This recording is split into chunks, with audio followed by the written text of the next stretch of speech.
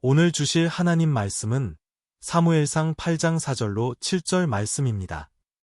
사무엘상 8장 4절로 7절. 이스라엘 모든 장로가 모여 라마에 있는 사무엘에게 나아가서 그에게 이르되 보소서 당신은 늙고 당신의 아들들은 당신의 행위를 따르지 아니하니 모든 나라와 같이 우리에게 왕을 세워 우리를 다스리게 하소서 한지라. 우리에게 왕을 주어 우리를 다스리게 하라 했을 때 사무엘이 그것을 기뻐하지 아니하여 여호와께 기도하매 여호와께서 사무엘에게 이르시되 백성이 내게 한 말을 다 들으라. 이는 그들이 너를 버림이 아니요 나를 버려 자기들의 왕이 되지 못하게 함이니라. 아멘. 이제 목사님께서 증언해 주실 말씀은 사람이 왕이 되면 입니다. 많은 은혜 받으시길 바랍니다. 예, 오늘 주실 하나님 말씀이 이제 왕이 되면, 사람이 왕이 되면, 제가 그런 말씀을 드렸는데, 하나님이 창조의 세계에서 우리에게 축복하신 것은 땅을 정복하고, 어, 모든 생명체를 다스리라 했는데, 이 다스리의 대상은 사람이 되면 안 된다. 그런 얘기를 했어요. 이제 하나님의 말씀의 이제 실제적인 부분들을 우리가 보면서 우리의 삶과 잘 적용하고, 과연 이것이 어떤 우리 삶의 의미가 되겠느냐 하는 것들을 좀 살펴보면 좋을 것 같습니다. 오늘 하나님의 말씀의 내용을 보면 이런 얘기입니다. 당시에 그 사무엘이라는 선지자를 통해 하나님은 이스라엘을 다스리고 계셨어요. 사무엘이 다스린 게 아니고 하나님이 직접 다스렸는데 그 중간에 사무엘이라는 선지자를 하나님께서 허락하시고 이 사무엘을 통해서 하나님이 이제 말씀하신 거예요. 예. 그래서 이스라엘 사람을 잘 다스렸는데 이 사무엘이 이제 나이가 들어서 하나님의 말씀을 잘 이렇게 전달하는 그런 것을 잘 못한 것 같아요. 우리 사무엘상 8장 1절로부터 이렇게 3절에 보면 지금 말씀에는 안 나오지만 사무엘의 두 아들이 이 이스라엘 백성들을 통치하는데 하나님 말씀과 하나님께 들은 바를 이렇게 전하는 게 아니고 자기 멋대로 한다는 거예요. 그리고 불경통하게 하고 또 뇌물을 받고 여러 가지 부정한 행위를 했다 이런 얘기예요. 예. 그러니까 차라리 우리도 왕을 세워달라 이렇게 얘기를 하는 겁니다. 그 왕이 우리를 좀 다스리게 해달라고. 이 가나안 땅에 보면 다른 족속들은 또 왕들도 있으니까 우리도 그 시스템을 갖자 그렇게 얘기했어. 그랬더니 하나님이 사무엘에게 그렇게 얘기합니다. 너를 버린 게 아니고 나를 버렸다. 제가 그 창세기에 지금 계속 2025년도에 말씀을 드리는 바는 이 다스림의 축복은 사람이 생명체, 모든 하나님이 만드는 피조물을 잘 다스리라고 그랬는데 특별히 사람은 사람을 못 다스리게 만들었어요, 하나님이. 구조적으로. 왜 그러는가?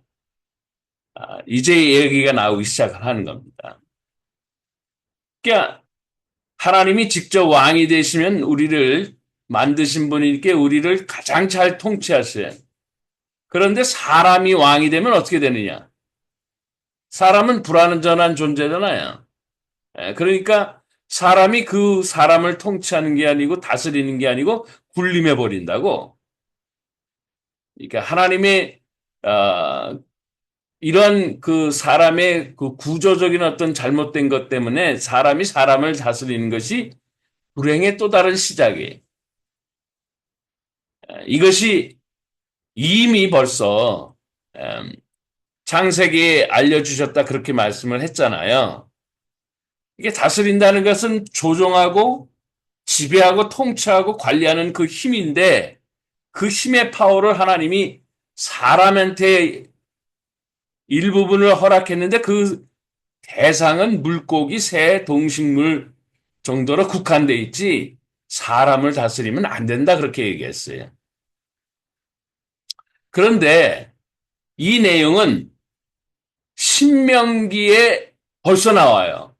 신명기에.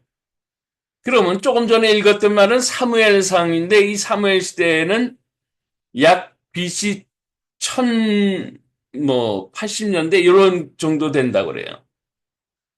그게 지금으로부터 약 어떻게 됩니까?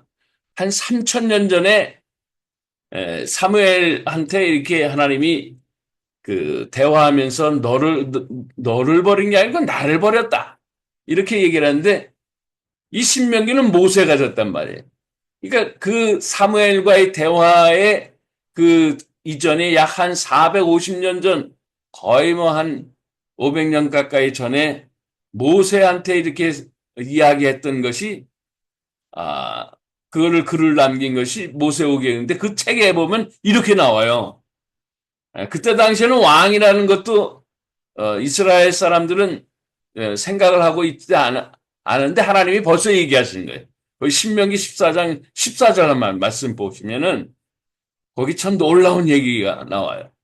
하나님은 전지전능하시기 때문에 이스라엘 사람들이 뭘 할 거라는 걸 알고 계시는 거예요. 이 얘기는 내가 어떻게 우리 각자가 무엇을 어떻게 할 것이 다 알고 계신다는 거예요. 14절 말씀 봐봐요.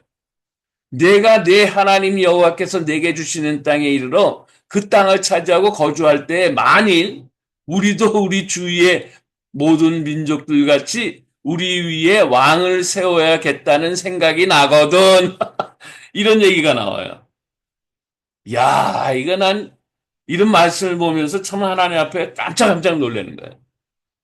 이 모세가 이런 글을 썼었을 때가 1485년도 뭐 좀 이러는데 약 한 450년 전에 사무엘과의 그 하나님과의 그 또 이스라엘 백성들이 왕을 세워야 되겠다는 것이 그때 당시의 대화가 바로 450년 전 정도 전에 이미 벌써 하나님이 가르쳐 주시는 거예요. 만약에 처음 너네가 왕이 세워야겠다고 생각하면 반드시 내 하나님 여호와께서 택하신 자를 내 위에 왕으로 세울 것이며 내 위에 왕으로 세우려면 내 형제 중에서 한 사람을 할 것이요 내 형제 아닌 타국인을 내 위에 세우지 말 것이며 형제 중에서 왕을 세워라.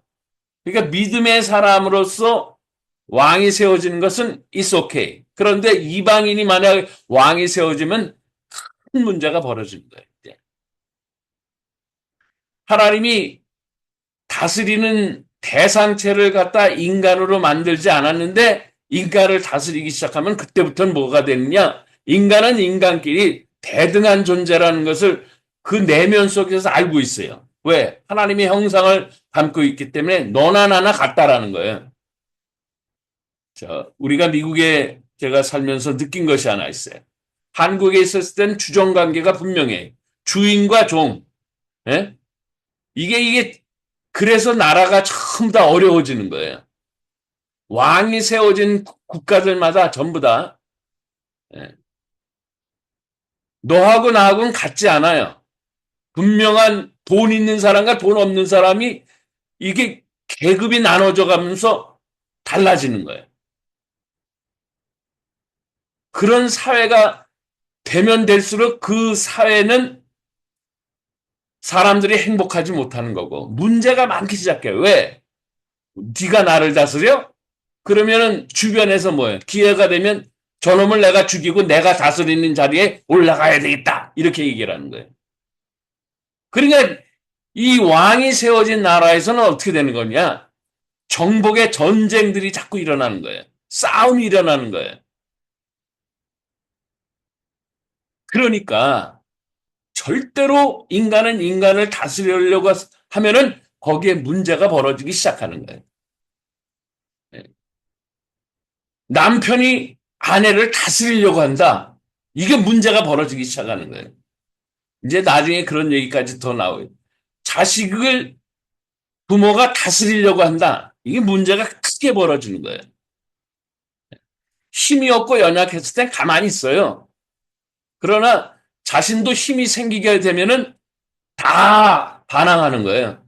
대적하는 거예요, 오히려. 그러니까 서로 싸움이 나고, 서로 정복하겠다고, 또 다스리겠다고 막 그냥 인간이 인간을 그렇게 하는 것은 안 되는 거예요.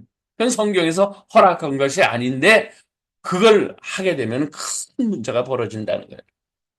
그러니까 하나님이 최소한의, 그래? 그러면 너네들이 왕을 세워야겠다고 생각하면은 네 형제 중에서 내가 지시하는 그 자를 왕으로 세워라. 라고 그렇게 차선책이라고 그럴까? 그렇게 되는 거예요. 그러니까 우리가 왕을, 하나님이 우리의 왕이 되셨다는 거는 이건 엄청난 축복이라는 거예요. 왜? 하나님은 나를 군림하고 계시는 분이 아니에요. 그분은 군림하실 수 있는 엄청난 파워를 갖고 계심에도 불구하고 나를 하나님의 자녀로서 얼마나 하나님의 위치까지 나를 높여주시는 거예요, 하나님이. 예. 만약에 세상 사람이 왕이 되면 어떻게 돼? 짓밟아버리는 거예요. 저놈이 언제 내 자리를 차지하는지 모르니까. 그러니까 사람의 삶의 행복감이 점점 떨어지는 거예요. 그러니까 하나님이 왕이 되신다는 거는 이건 정말 너무너무 큰 축복이라는 거예요. 왜? 하나님의 것들을 다 나눠주시니. 왜? 자녀니까 우리가. 근데 세상의 사람이 왕이 되면 어떻게 되냐면 자기네들 것을 뺏길까봐 짓눌러 버리고 저놈의 것을 내가 차지해야 되겠는데 이렇게 막 하는 거예요.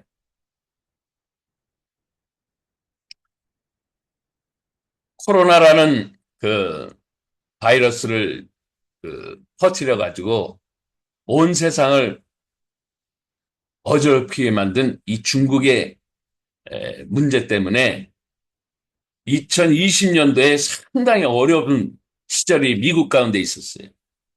그게 뭐냐면 대통령 선거를 하는데 격리된 그런 상황에서 집에서 나오지 못하니까 우편으로 투표도 하고 현장에 나오지 못하니까 사전 투표도 하고 뭐 여러 가지로 막 그냥 차선 측에 재단을 하다 보니까 부정부패가 막 심화가 돼가지고 진정으로 미국에서 가장 큰 영향을 미치고 당시에 세계에 가장 큰 영향을 미쳤던 트럼프 대통령이 하룻밤 사이에 그 조작이 벌어져가지고 2,500만 표가 더 막 그냥 가짜로 막 들어와가지고 당시에 미국 역사상에서 인기 있는 대통령도 뭐 예를 들어서 클린턴 대통령이나 뭐 민주당 대통령만 하더라도 오바마 대통령이나 이런 민주당 대통령보다도 2,500표, 500만 표가 더 많았다는 거예요. 이거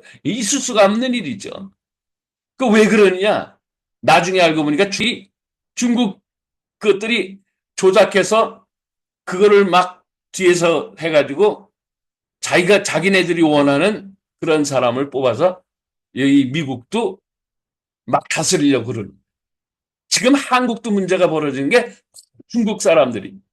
근데 이것을 당시에 그런 많은 사람들이 왜 알지 못하면은 알았다면은 그 계엄령 선포해가지고 이걸 통치하면 되지 않느냐, 다 잡아내면 되지 않냐. 근데 그때 당시에는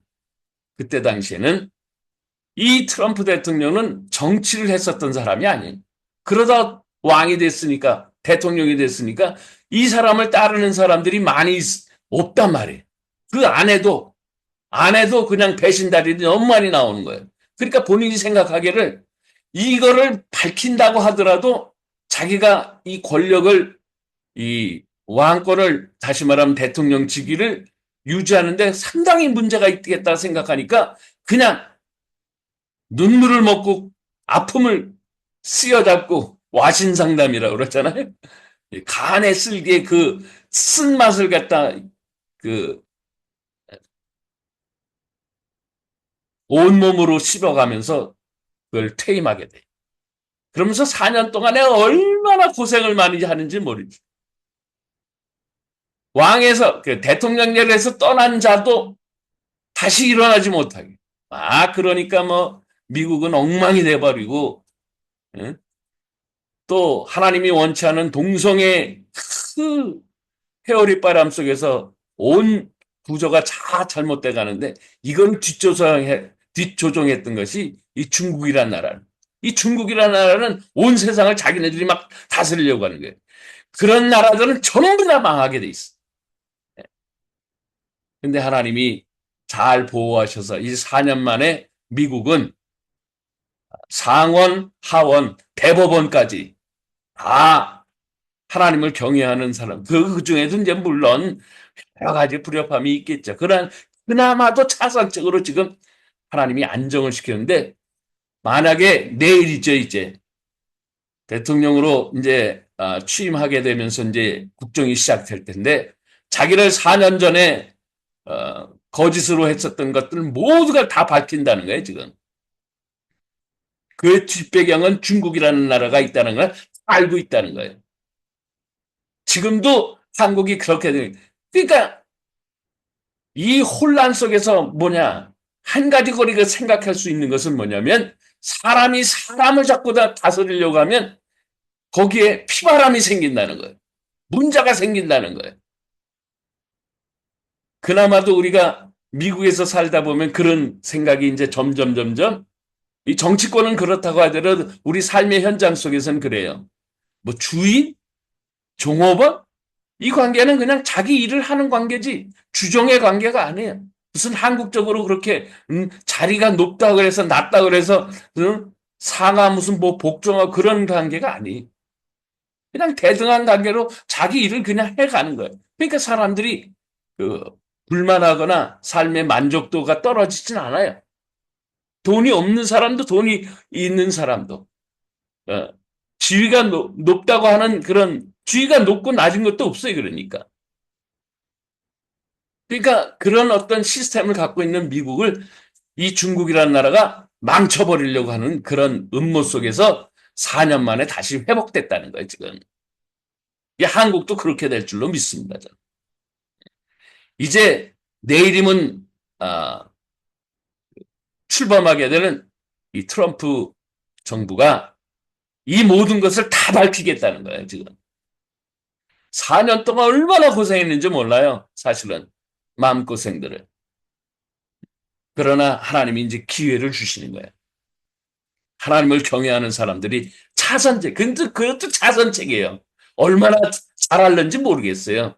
그래서 신명기에 보면은 450년 뒤에 일어날 그 이스라엘의 그 모습을 사무엘 선지자를 버린 것이 아니고 니네들이 나를 버렸다 하는 것과 똑같이 그런 구조가 나타날 때는 적어도 너네 형제 안에서 세워라.